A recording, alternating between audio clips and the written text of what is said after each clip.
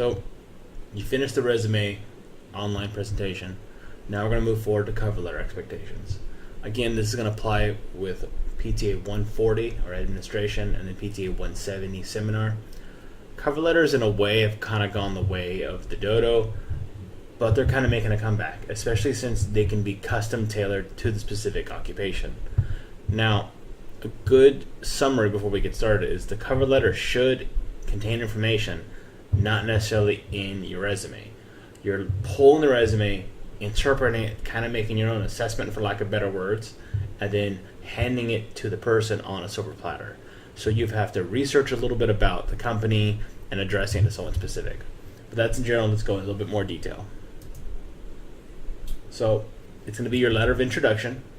It's usually attached to your resume, as we already said. Explains the suitability of the desired position. You need to find the individualized person that's being employed. So this is not a to whom it may concern or hiring committee. You need to find out who's going to actually be interviewing you and who does the application process. Emphasis is applying for a specific opening or expressing interest in the organization. So if you're looking at wound care, if you're looking at women's health, looking at Balance Better program, you're looking at something very specific in that area, not, I want to be a PTA. So something right out the gate. If you're looking at a larger organization and they have multiple PTA areas, you kind of may want to do a cover letter to target, hey, there's 5 PTA openings, I'm looking for this one. And that'd be a really good reason to write one. Or if they have multiple clinics and you're looking at a specific one, that'd be another way too. Again, types of suggestions. This is going to overlap a little bit from the previous one, but if you're saving as PDF, always save when you have to submit a document file. Submit as a PDF, not as a Word. It's going to save your formatting. You usually do this through save as PDF or print to PDF. And as a bonus, they're not going to see any misspellings. Because if you added it or ignored it, that'd be fine. Again, good file names. I want something, like Sousa J, C letter.pdf, not super dope Uber letter that is on fleek.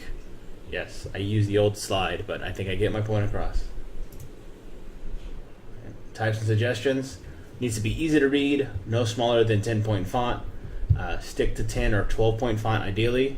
Fonts have to be easy to read. They can't be cool looking if they're not readable.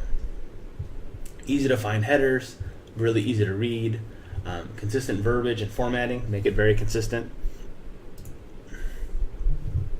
We're going to start with our classic cover letter. So here's a good example of a layout, and I did borrow some of these online. I thought they did a really good job with it. Okay. So we're going to start breaking down each one of these one by one. Heading should have your name, your telephone number, your email address, the date, the name of the hiring manager and the professional title, the name and address of the company that you're applying for. Professional email, again, John Smith at COSADU, johnsmith@gmail.com, bad, bigbootylicious@hotmail.com, or thebeast@gmail.com. Those aren't going to give the right message. Voicemail greetings, good, appropriate, to the point. That's what you want. Or just leave the default one. Bad, reveals too much information about you, TMI.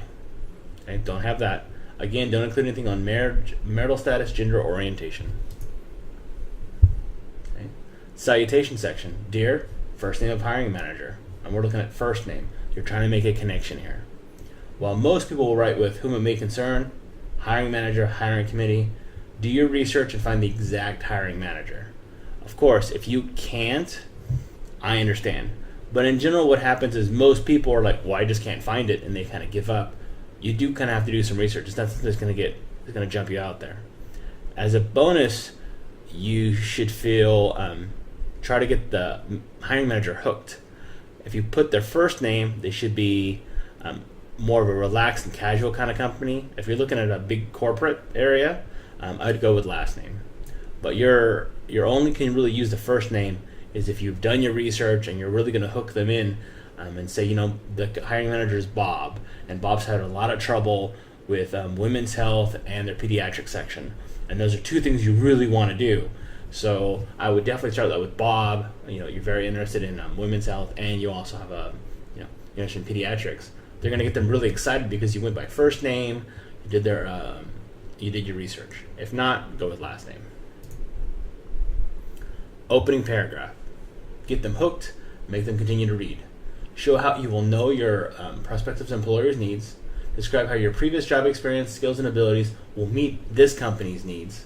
So this first paragraph will have to express your energy, your enthusiasm, your skill, your education, your work experiences that will contribute to that employer's success. Okay, don't make it look like you're bragging. Instead, you're offering how your accomplishments will help them. So we don't want to talk about, my 4.0 GPA or how I did really well in final integrated practical. Okay, you want to look at how quickly you're able to do good turnover of skills is going to affect them. So list something that you're going to do, and then list how that's going to affect them. Do something you're going to do, and then something that's going to affect them. You have to tie it to them.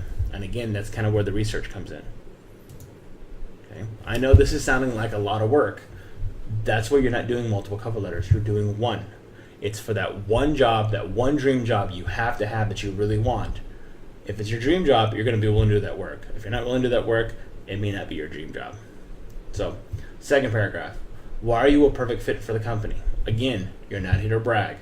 Describe exactly what the hiring manager is looking for and how you're going to fit that. Do not list all your achievements, coursework skills, etc. Besides, that's on the resume. You shouldn't have to double dip. Integrate those above, so your achievements, coursework skills, and how it's going to fill the company's mission statement, or their success, or their growth, or their patient care, or the patient needs. So putting those and your skills together, figure out how your skills are going to make it fit.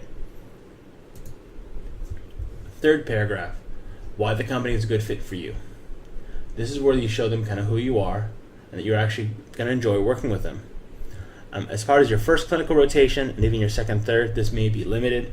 So again, if you're kind of writing this more for 140, your clinical is going to be picked for you, but you should emphasize the other paragraphs more. You can eliminate this paragraph entirely when you're applying for a job. Okay. This is a little bit more for 140. Closing paragraph, make your offer. Avoid thank you for your consideration and time. Avoid I would welcome the chance or I look forward to. Instead, I'd be thrilled to learn more about this job's opening and show how I can help you deliver, whatever company's mission statement and whatever mission it is.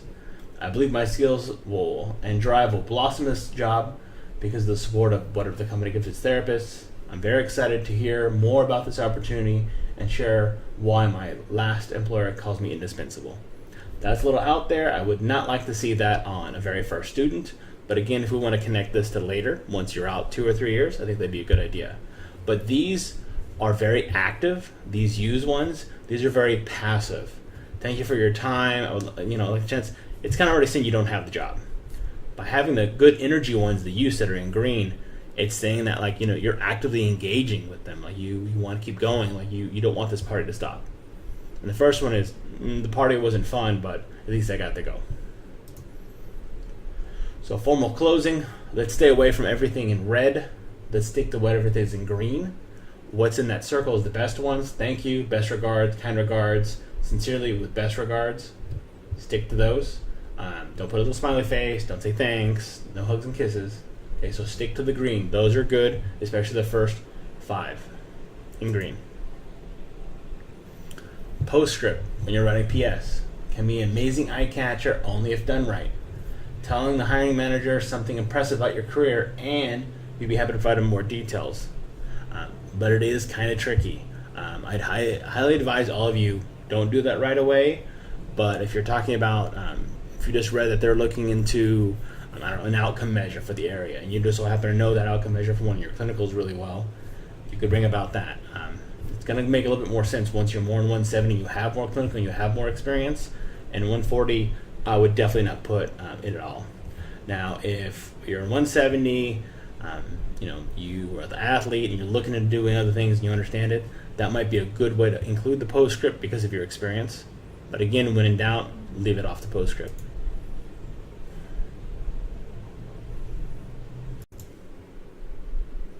So, integrating your cover letter with clinicals. This section is going to be a little bit more highlighted for 140, but it still would be good for 170 people to watch as well. So, cover letter going into a clinical. Start with Dear. We're going to open it with our hook, spice it up with our bullet points, explain why the company is perfect for you. And we'll kind of go into a little bit more detail. This is going to be a little shorter, but more applicable for just your clinicals. Heading is going to have your name, your telephone number, your email address, the date, the name of the hiring manager and the professional title, the name and the address of the company that you're applying for or you're going to clinical for. Okay. That was identical to the cover letter, but I wanted to review it anyway. Professionalism, again, the same thing. Want a good professional email. For those in clinical, this is going to be your COS one. Don't use your personal one, especially if it says Big Bootylicious on it. Voicemail greetings, appropriate to the point. Don't have anything that reveals way too much information. If it's bad, I would just reset it to the default one that wherever your cell provider is. Do not include information that's not appropriate, such as marital status, gender, orientation. They're not allowed to have that. Okay. In general, it's never good to use a current work email. It's true to the potential employer and the current employer. It's kind of bad for you to be checking your work mail about a new job, and the new employer is going to be like, well, once I hire you, are you going to be looking for another job while you're being paid? So just use a personal one. Salutation, dear, first name of the hiring manager. Again, your job is to kind of get them hooked. You need to make sure you kind of tailor it just for them. Although for clinical, let's tone this down just a little bit. Most people are going to write whom it may concern, hiring manager, hiring committee, kind of figure out who it is, who did the research and found the exact hiring manager, if possible. First paragraph or the hook, show excitement. Here's a wrong example. Love to show you my capabilities as a PTA during this clinical internship. I'll work extremely hard and bring all my considerable passion to bear as a student. I've completed rigorous coursework at College of Sequoias. Okay. Correct example. I was so excited that when I learned my clinical internship was to be located at whatever the company. Rehabilitation is my passion, and I have treated this coursework as a jumping off point. While the course has led the way, I'm eager to dig deeper and move from theory to application of these techniques. They all know you work hard. Okay, I know you work hard. They know you work hard. They were either in this program or another program. They all know we work hard. So this is going to be your manifestation of, since you work hard, you're now going to work hard for them. See how the first example is all, oh, yeah, I worked all this hard. Now I'm ready to kick back. The second one is like, hey, I worked hard. Now I'm eager to apply this. Now I'm eager to learn and actually do this. So it's just a different way of thinking. Second paragraph, the offer. Wrong. Simply list your accomplishments, GPA, skill set. That's what the resume is for. So it's not bad that you list that, but that's what you have a resume for. The correct, put the company's name, is known for quality that you've been looking for. So put a little asterisk there. You want to look at their mission statement, their ideas, what strikes you about it. Speak directly to my desire for continued growth. I expect to expand my skill set to improve quality treatments, improve customer service, and mirror the excellent customer service that patients deserve.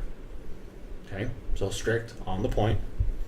And just to let you know, I don't want 28 or so resumes or cover letters that say the exact same thing that I wrote. I wrote to help you guys get going. For the asterisk, look at the website statement, mission goals, areas of focus, employee comments, anything to help you get to that area. Third paragraph, also known as the call to action. Wrong. I would love a chance to talk with you more. Correct. I would love to put my passion and skill to work for you. Can we schedule a call to discuss what I can offer? I might change that to, can we schedule a call to discuss my clinical hours, dress code, etc. Name dropping is good if you know someone that's there. Any other eye-catching activities. Bullet points. I didn't just complete my coursework. I also read extensively for practical, skill checks, study groups, individual groups. And I was always as an aide. I had assisted. Correct. In addition to my coursework, I excelled at performing extensive extracurricular activities in reading, such as JOSPT or PTJ, Physical Therapy Journal, conducted weekly study sessions with my peers, work part-time, full-time on nights, weekends, and summers, especially emphasis if you're working in a clinic. They're going to like that. Closing. Good. Use thank you for your consideration of your time. I would like to welcome the chance. I look forward to hearing you. Again, I messed up my PowerPoint. I'll have to fix that, but that should be bad. Good use. Best regards, sincerely, respectful. Thank you for your time. Kind regards. Use those.